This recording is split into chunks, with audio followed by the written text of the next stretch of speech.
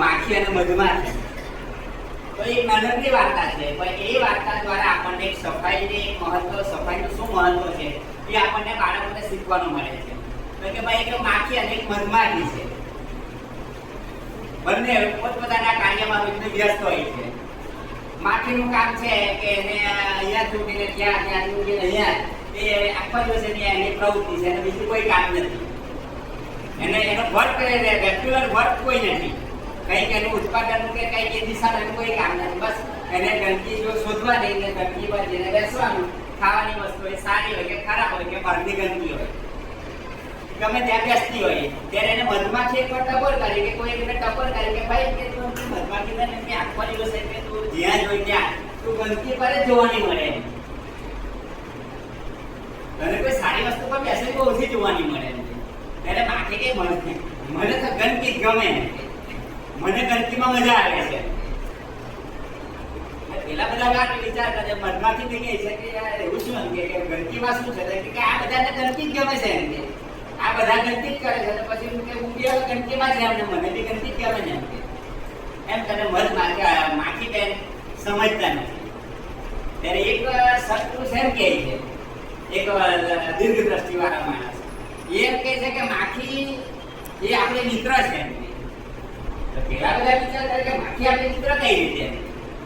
તો પેલા ભાઈ એમ કહે છે કે ભાઈ માખી આપણને ગંદકી બતાવે છે કે આપણે કઈ ગંદકી કરી અને માખીને ત્યાં બેસવાનો મોકો મળ્યો.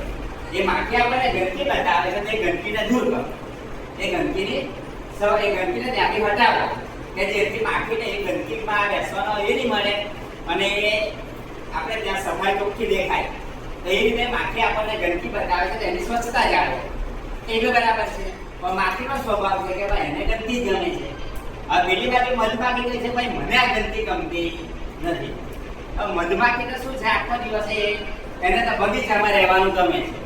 બગીચામાં રહેવાનું કારણ તમને ખ્યાલ છે કે એને શું જોઈએ છે? ફૂલો.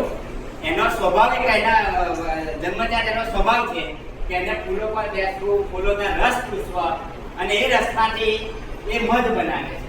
અને મધ બનાવીને પાછી એ એના ઉપયોગ માટે પૂરેપૂરું નથી વાપરતી. એ મધનો ઉપયોગ આપણે સમગ્ર માનવ જાત નાના મોટા સૌ એનો ઉપયોગ કરીએ છીએ અને એક ઔષધિ, સારામાં સારી ઔષધિ છે. હવે મધમાંથી એ દ્રષ્ટિકોણથી મધ બનાવતી નથી, એના સ્વભાવની વસ્તુ છે.